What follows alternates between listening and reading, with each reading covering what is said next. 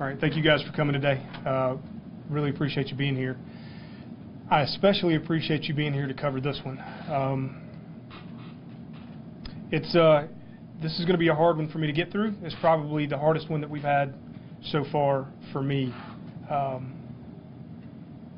in that a 17-year-old was shot and killed, and they had nothing to do with anything.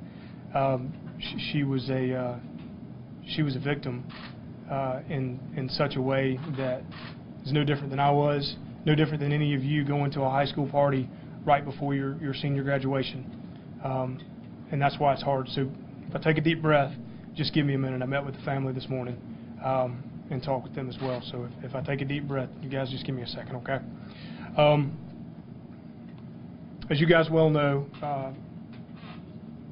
early in the a.m. we had a gunshot victim behind the pavilion this past weekend. Prior to the shooting, somewhere around 12:30 p.m., we responded to Devonwood Court, which is in proximity of the pavilion, referencing a large party. We got to the party. We were able to disperse the party, and once the party was dispersed, it wasn't very long before we ended up just down the street again on Devonwood at a different location for another party. It seemed like they had left one and gathered at another. It seemed to be the same group, and we dispersed that party as well. There were no indications of any violence. There was no indication that there would be any violence, and there was no indication that there were any weapons involved in anything that had transpired throughout the course of the evening during the parties. We were able to disperse that party as well, and then at about 12:15 at 400 Scottswood Road, which is the pavilion, we received a call of a gunshot victim near the tennis courts. Turned out to be 17-year-old Makiya Hawkins. Makiya was looking forward to her graduation this weekend from Wade Hampton High School. Our thoughts and prayers go out to the faculty and staff of Wade Hampton High School. I met with the principal yesterday, talked with them. They're having a rough time, as they should be having a rough time with this senseless crime. Makiya suffered a gunshot wound, and based on all indications right now, it appeared to be that she was caught in the crossfire of, and I say this way too often, of a gang-related shooting. Based on all indications right now, what we know is that there were a couple of rival gang members out at this location, and they got into an altercation, whether it be verbal or physical, we don't know at this point. Gunfire was exchanged, and Makiya was caught in the middle of it. We have no indication at all, no reason to believe that Makiya was in any way involved with a gang.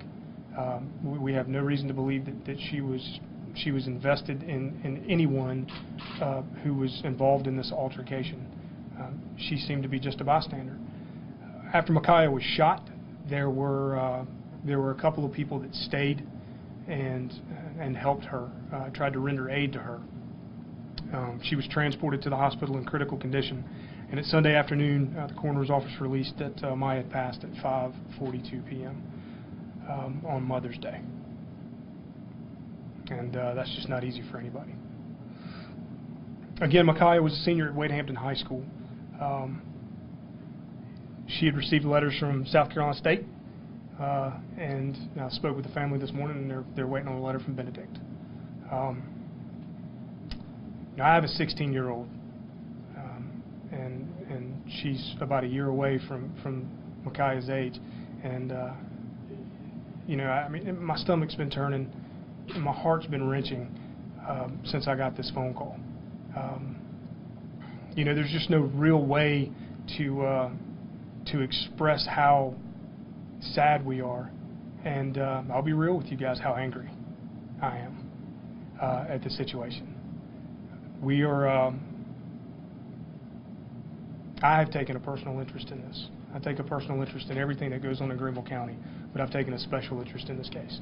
I've dedicated all resources from the Criminal Investigations Division and also the Specialized Investigations Division, as well as our specialized teams, to go out and do everything we can to resolve this as quickly as possible. I've reached out to the business community. I had a meeting at lunch today with some business owners. I am looking for any information that I can get from the street. I don't care who you are. Whatever you have, bring it to us. The most minor thing could be so important to this case. I'm going to challenge every teenager that was out there that night and every young adult that was out there that night. This is not an easy thing for you to do, but please come forward. You have the option, 23 Crime. Call us, talk to us, leave us a tip. Send a Facebook message to the sheriff's office. I don't care what you do. Do something. Do something to help us solve this crime. And not only solve it, but prosecute those who were involved. I want to make sure that the people who leveled the trigger in this case do not see the outside of a jail cell for the rest of their life. And that's what I need.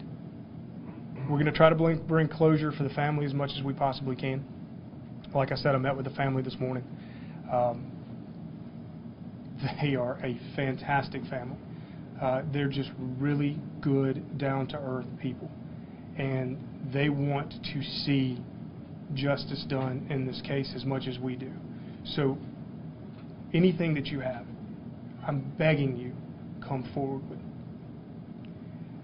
For those of you who were out there at the crime that night, who left Makiya laying there, I'll find you. And when I do, you're going to be held as responsible as the person who leveled the trigger. The only thing that you can do for yourself at this point is to come see us. We're open 24/7. But I promise you that if you left that child laying to die in the dark park at 12:30, you're going to be in trouble. Again, 23 Crime is where you call to leave a tip for us.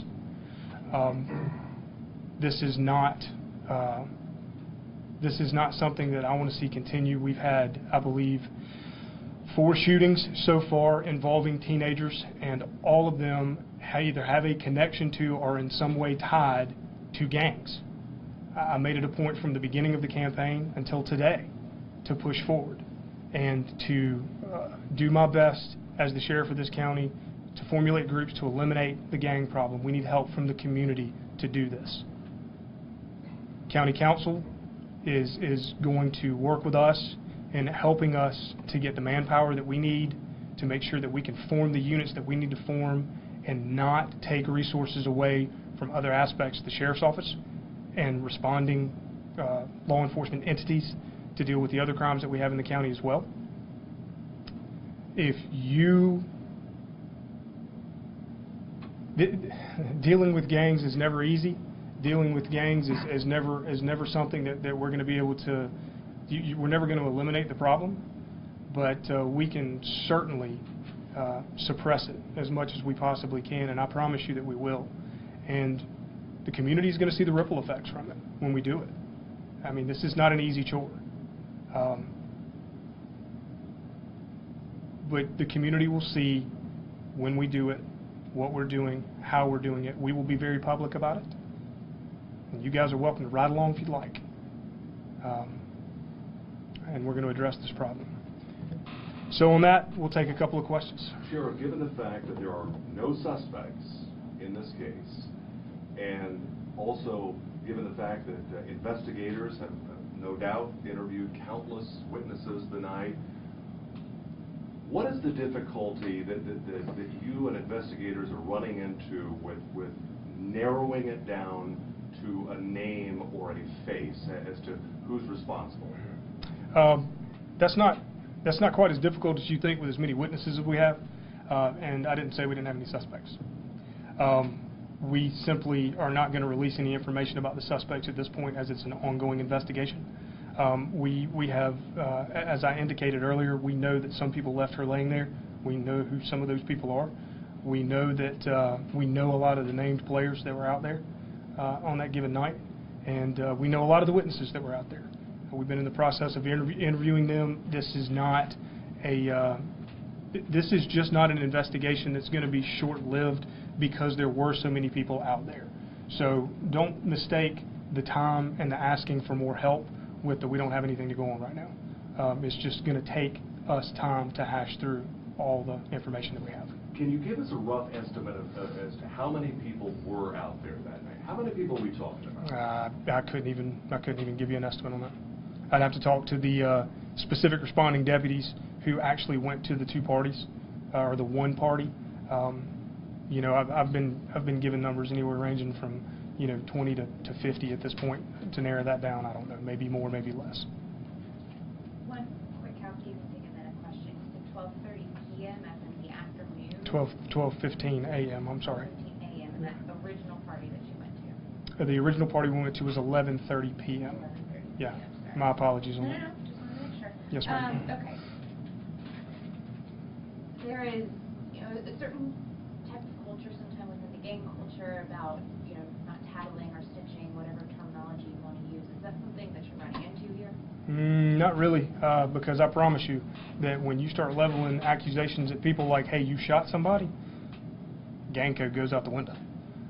It's self-preservation at that point. So no, we've got witnesses that are more than happy to discuss certain aspects of the shooting, and they may not know last names, they may not know first names, they may only know nicknames, but we're able to talk to them and glean some information from them about certain things.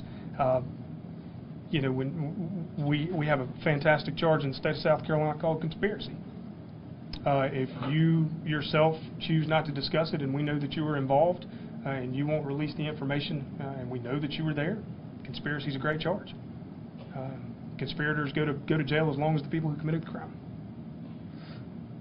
How big of a gang problem do we have in Greenville County? I said big in the beginning when we first started. I'll say huge now.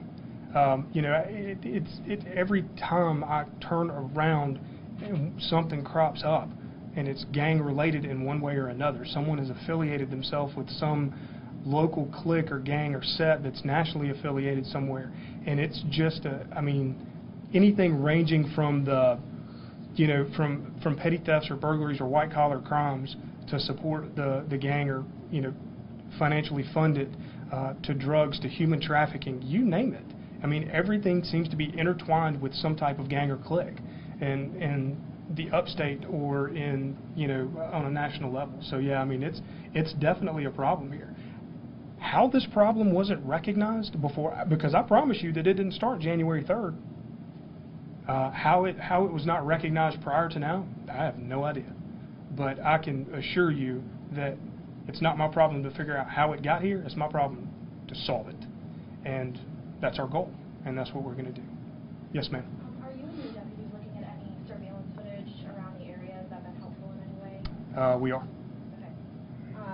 And then also, I know that you said you spoke to Makiya's family this morning. Can you kind of just take us through, just where, obviously a terrible situation, just kind of where they're at? And I know she passed on Mother's Day, so that's probably more tough for her mom. I appreciate the question. Thank you. But with respect, I'm going to keep the conversation with the family between us. And I do appreciate the question, and I appreciate your concern for the family. They're a very private family, and I would rather keep our conversations between us. I will say this on behalf of the family, though. They are a very private family. Don't believe everything you see on TV. From every person that's called you to talk to you about something, whether they claim to be a family member or a family friend or something like that. If you haven't heard directly from the family, I would probably dismiss it. I'll just simply say that there's been some information of people claiming to know the family or have put themselves in line with the family, saying that they're family members, and they are not. And they have nothing to do with this family or this situation, and that misinformation that they're putting out only makes it harder for law enforcement and the family to deal with it. So any information that you guys have received up and to this point, I would probably dismiss it and just take today and move forward. We're talking about utilization of resources, Greenville County Council helping you out. What's that going to take? What does that look like, and can you quantify it? As far as quantification goes, what I would like to see is 5 additional deputies specifically designated to a task force that's directly related to gangs in Greenville County. We have gang investigators here in Greenville now. and they do a fantastic job. We have one that's assigned to the school district. Charlie does a really, really good job. We have guys that are assigned to the FBI task force. We have guys that are assigned to the ATF task force. They work well in the gang arena. The problem is being assigned to their task force or being assigned to the school specifically, their parameters and responsibilities are in the schools or with the federal agencies that work multiple jurisdictions or counties. I want investigators specifically designated to our own yard.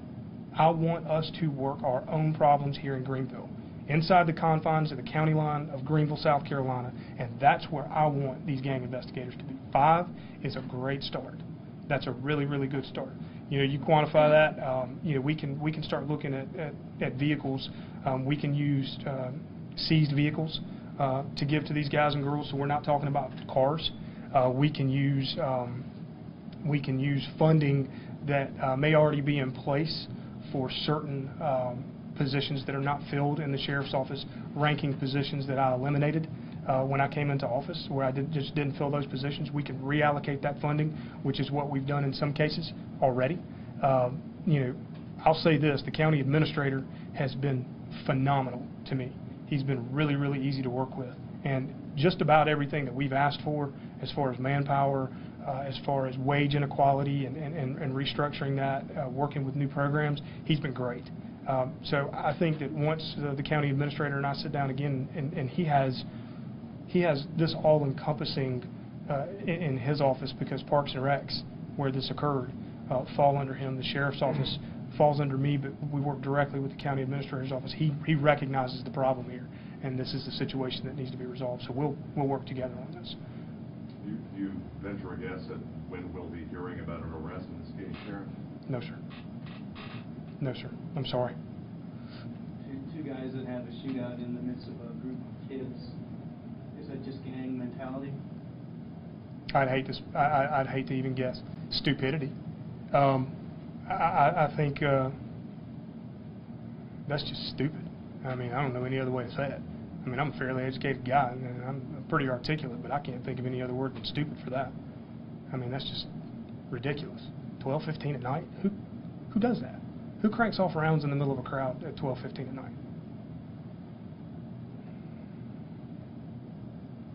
This marked, obviously not just in Greenville County, but this marked the 4th upstate teenager death in a month. Are we seeing, are you guys seeing an escalation of teenage gang, gun or gang violence? You know, it would seem so. I don't have any numbers, again, to quantify it. You know, we haven't done any specific research on that from Greenville County alone. I haven't seen any direct numbers that have come across my desk indicating that there's an increase, but it would seem that right now there's an uptick in teenagers with guns. Why? Yeah, I don't know. I mean, I have no idea. I mean, it's you know, I mean, when we were all in school, I mean, you know, that you had your opportunity to duke it out with somebody. If you didn't like what they said about your girlfriend or your mama, you could just fight them. And yeah, granted, there was the suspensions or the in-school suspensions that kind of came with it. But this retaliation with violence of ending someone's life at 17 years old, you know, or shooting somebody that's 16 years old, this is just, it's insane. I mean, where does this mentality come from?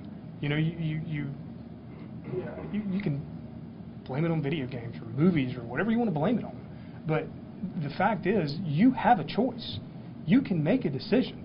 You consciously make the effort to drop a 3.5-pound trigger.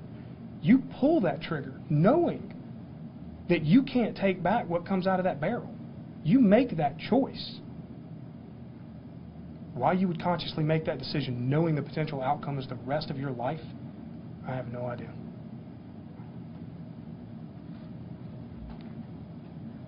Anything else? Thank you, guys.